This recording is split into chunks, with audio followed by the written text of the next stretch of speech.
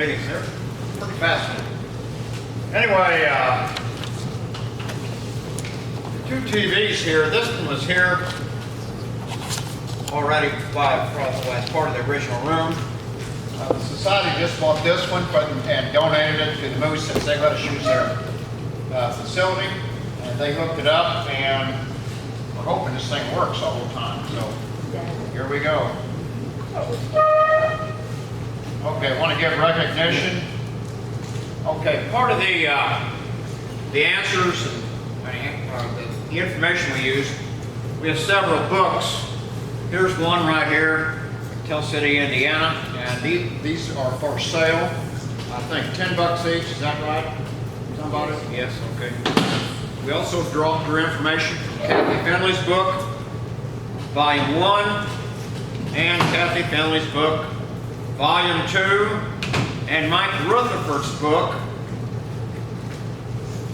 Perry County Then and Now. Then and Now, but to my knowledge, there are no more copies of this available. It's not for sale. That's not for sale. Those up there are not for sale. Those are mine. The other three, the Finley's books, those are, if you're at all interested, you can sit for hours and look at those books, those three books. They're really, all three are very well written and a lot of good information in there. You can buy them down at Kathy's store on Main Street. Kathy's got them down at her store. Okay. Here we go. Volume 2. Then and Now, Mike Rutherford. Okay.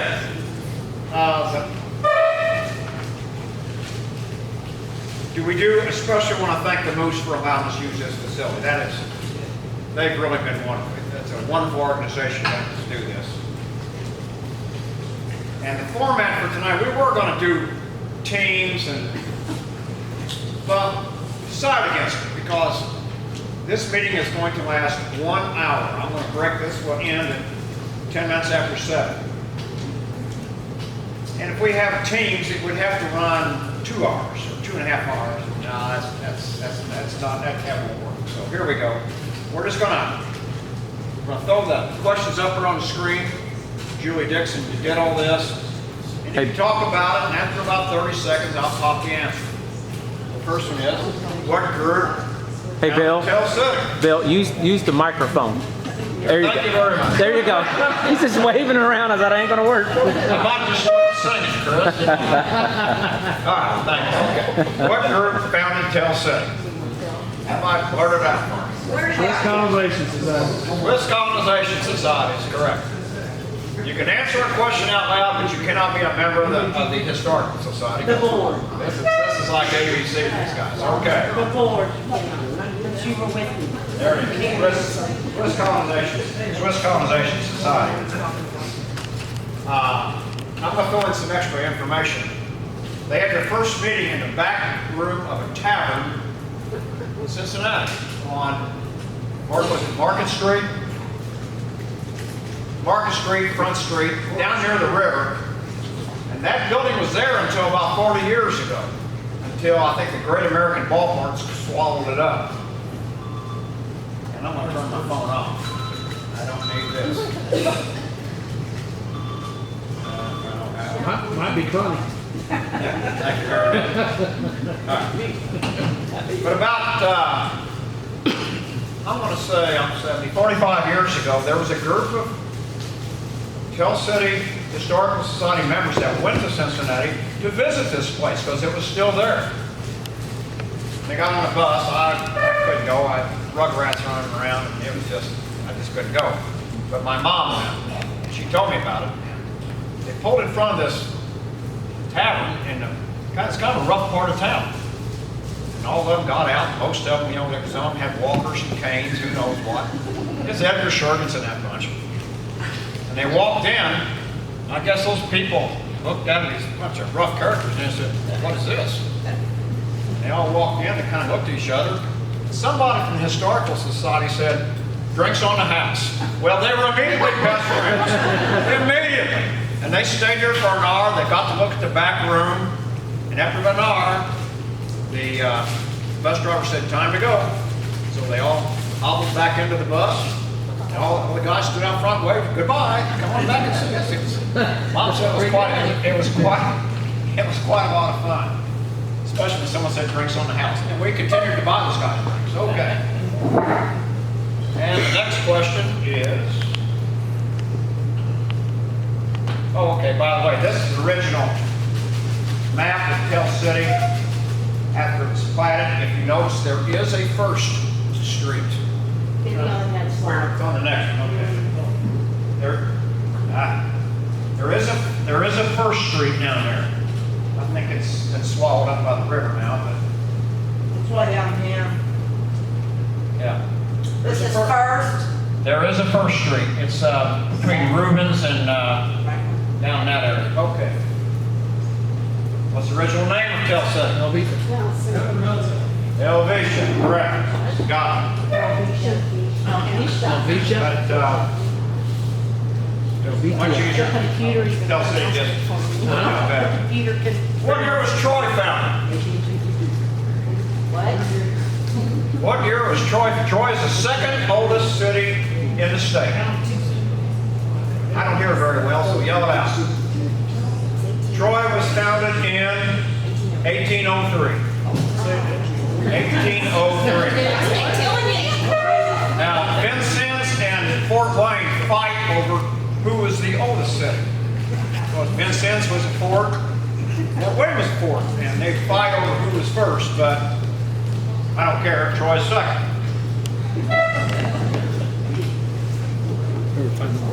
What year was Canton founded? 1837 is correct. Canton has quite a history too. Steve Solomon could give a really good program on that. What year was Tell City founded? 1858. That's an easy one because our centennial, everybody remember, well, most people remember, was 1958. When was Perry County founded? 1816. 1814. 16th state. Yeah, I know. Which county is older? I'm going to throw this in. Okay, you have to give them. Is it on? Is it on? No, you have to give them a choice. Which county is older? Perry County or Spencer County? Perry. Perry is correct because it was so big that they split off the western part and it became Spencer County. Really? I did not know that. What house predates Tell City? Block house. House 13th and Reuben. And Mark, what was the name of the family built that? This escapes me now. Chris? Well, I'm not sure who built it, What's but that? Skull was born there.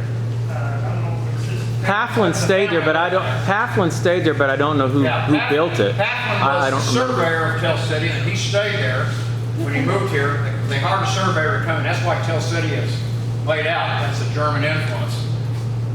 But it's a belief of a lot of members of the Historical Society that when you lay out a town, you always drive a stake, and that's where you start. We think he started out in the neighborhood of that stone house. There's a picture of that stone house. Hit the next slide. Still there. Hit the slide next, hit the next button. Next slide. Yes, please. There. There you go. Yeah. And if you ever drive by and look at it, you notice It it's, was purchased from a Persinger family. Persinger By the family. Swiss colonization the society. house is kind of cockeyed to the street because it faces Windy Creek.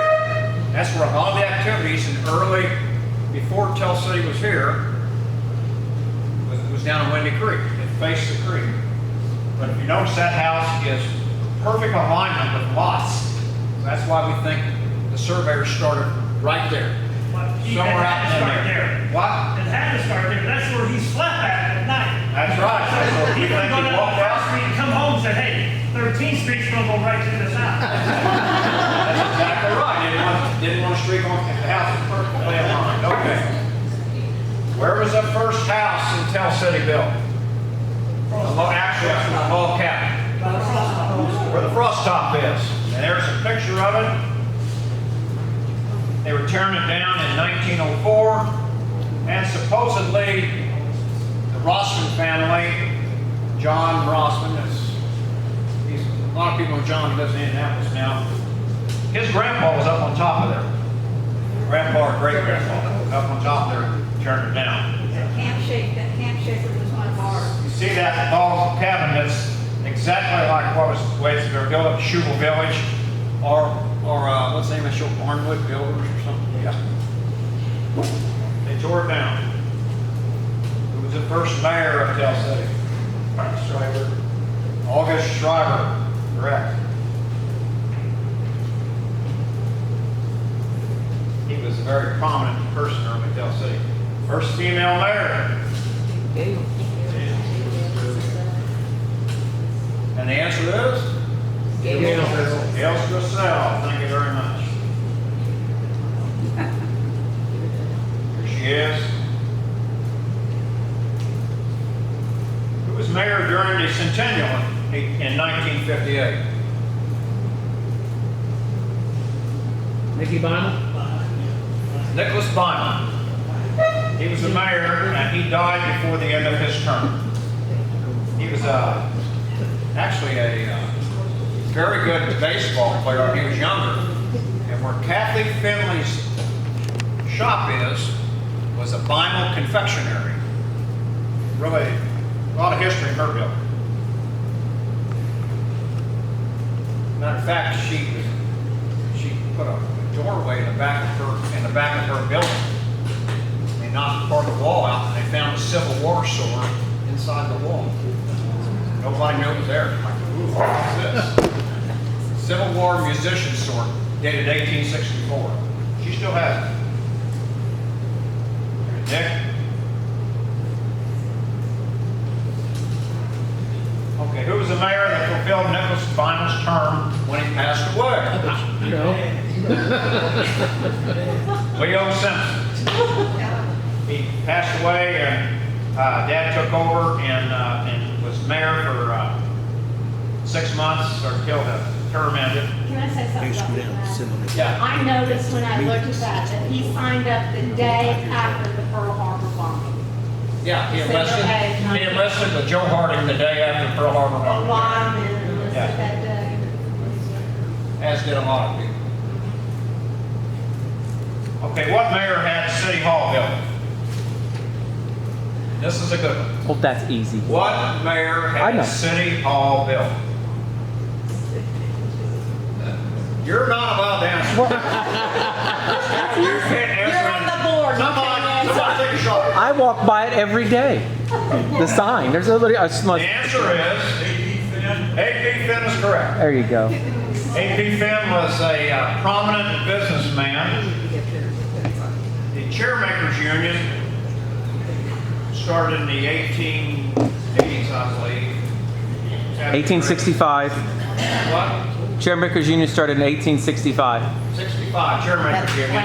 It was owned by the employees, and they were not doing well. So,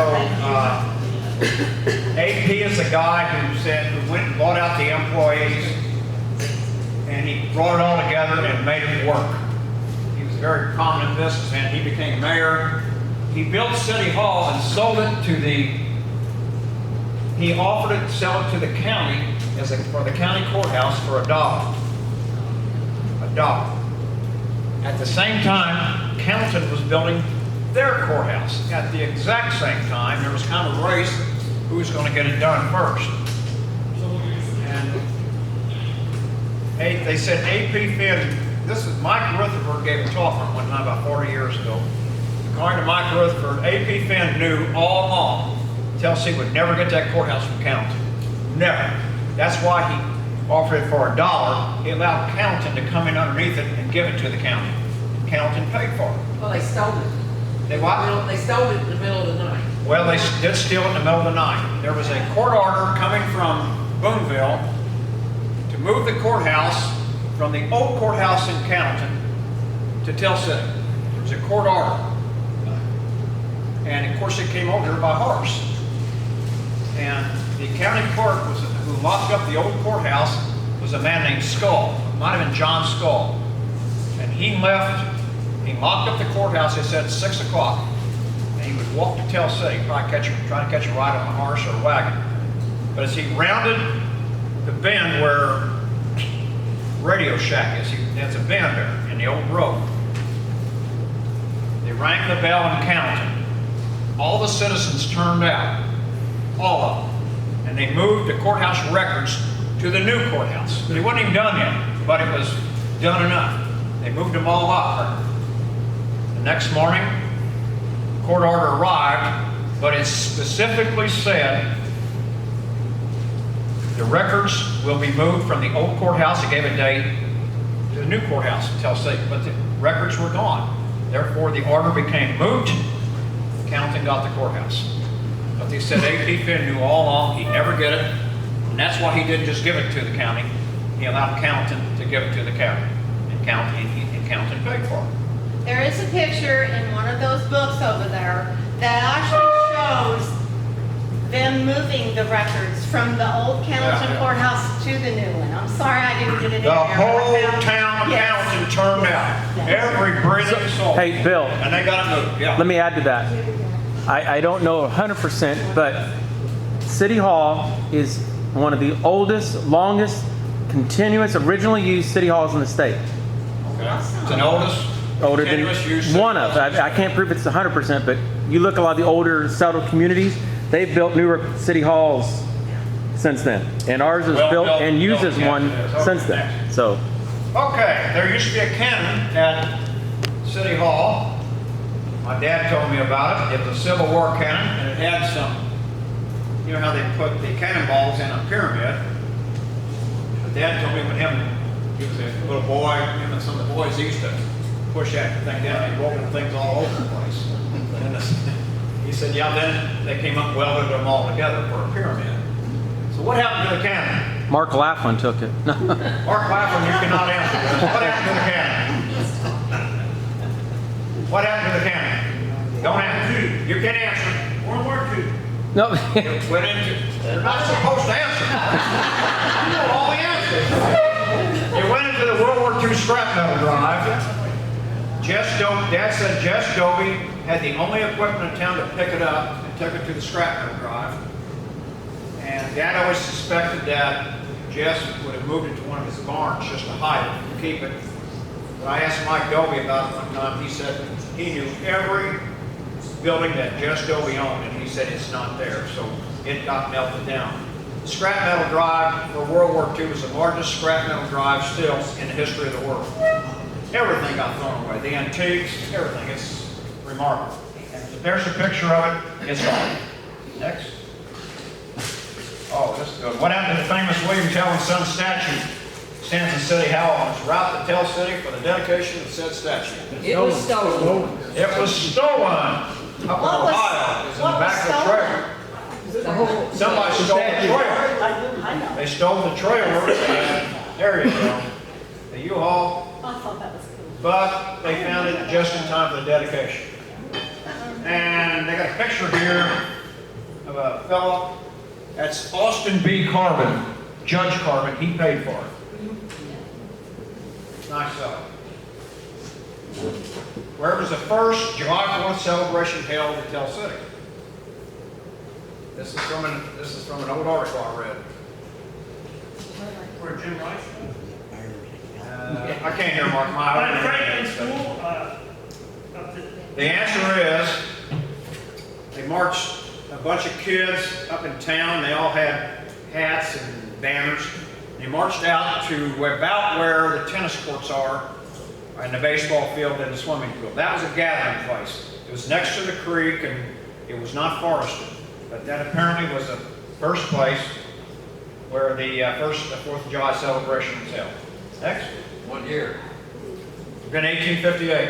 It was right when people had moved in. When Tell City was started, we drew people, the article said, from 5 states. 1,500 people were here within 6 months.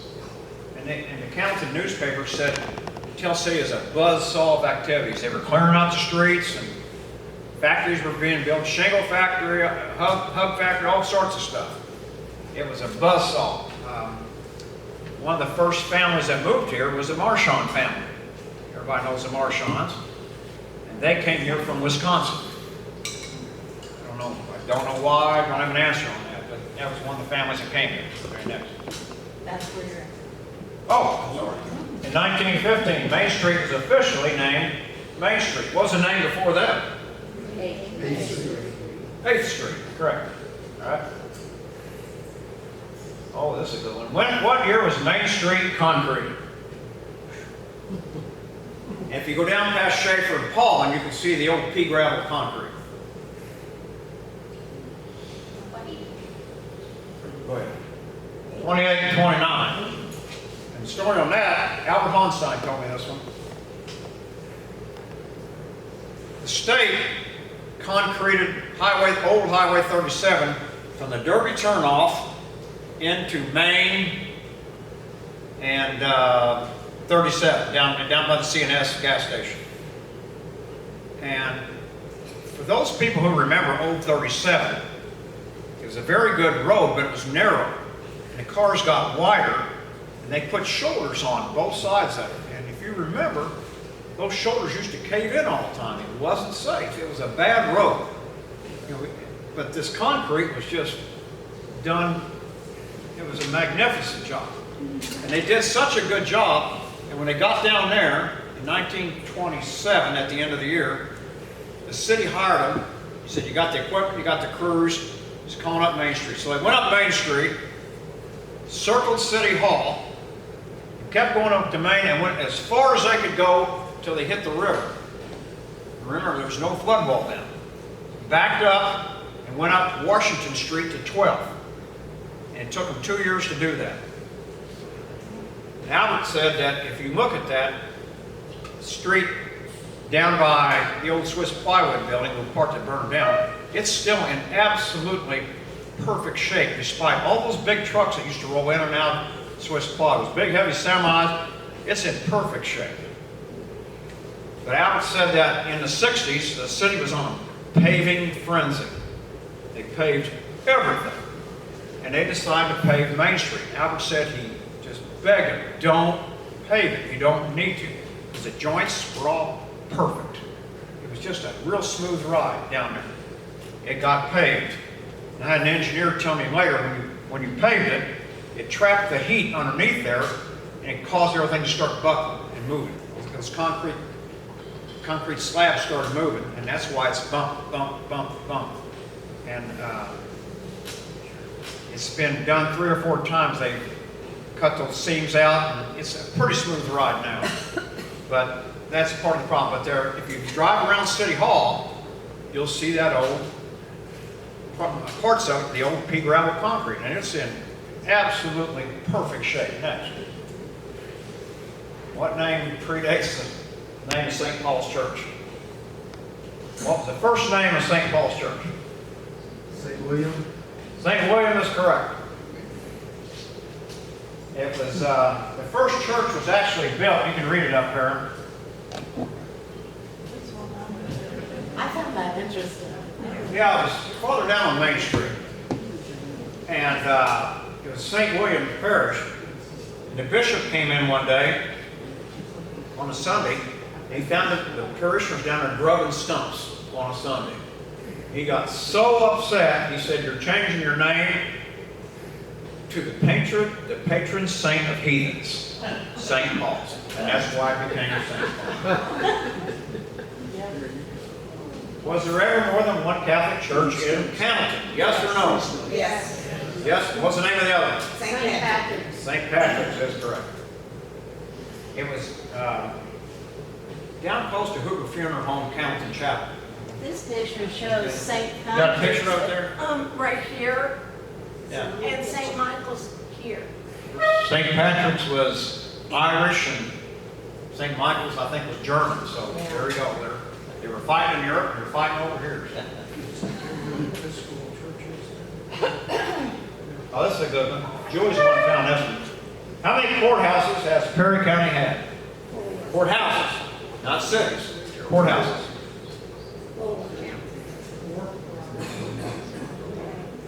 At least 4. not 5. Far away? 6 total. There were Oh, 2 in the Canton. original courthouse was in Troy. There were 2 of them there. Then they got moved to Rome. Then to Canton, where there were 2. And finally to Tell City. They've not found any photos of the second, plus they were not able to find any court records from that date either. Yeah, we're missing court records from the second courthouse in Troy. The first courthouse we have, we don't know what, might have burned, I don't know. Go ahead. Was the one in Troy, was it a county courthouse or was it a territorial courthouse? County courthouse. Oh, yeah. Okay, what school is across the alley from where Franklin School is located today? What was the name of that school? South. You can't answer. You're on the board. You're on the board. The name of the school was the South School. It was right across the alley. If you ever go to City Hall, you'll see a panoramic view of Tell City where it kind of goes all the way around in a circle. There are 7 pictures. Those pictures were taken from that steeple in that old South School. And A.P. Finn's house was right across the street from that. I read that. Roy Finn's house.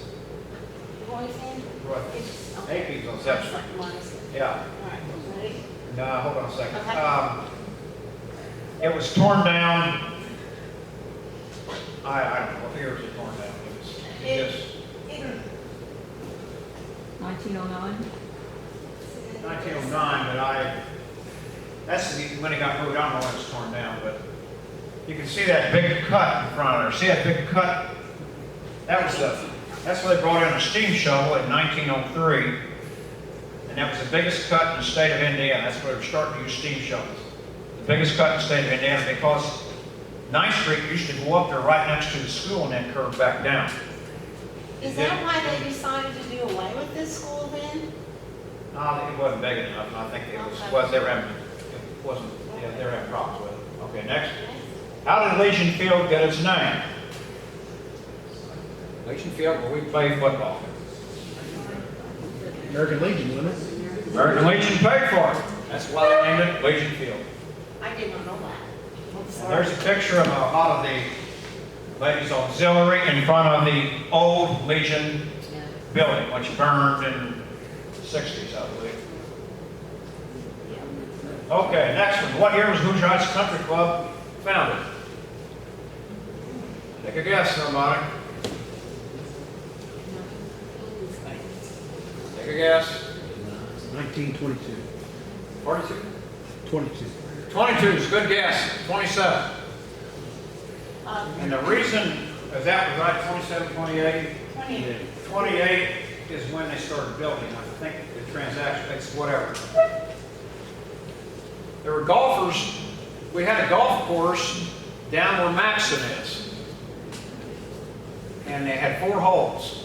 That's all they had room for. And one of the holes went over one of the warehouses down and over the building. That was one of the holes. And they decided that's enough of this. So a group of businessmen got together and started looking for some property.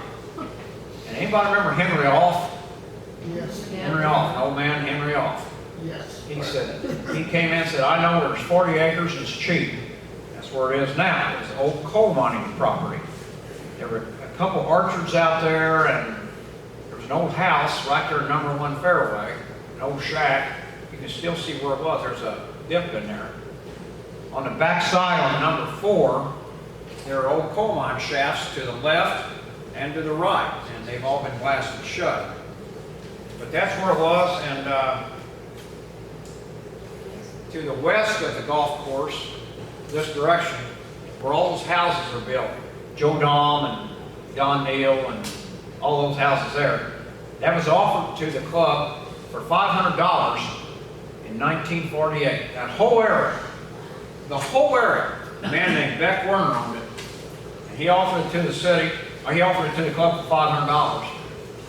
And my dad was on the board. He begged him. He was just back from the war. And he says, you know, we can get 18 holes, you know, blah, blah. He said those old Germans, that was what Dad called them, those old Germans wouldn't budge an inch. They said, we don't need it. Well, they didn't buy it. Beck Werner sold it for $2,500 to somebody else. They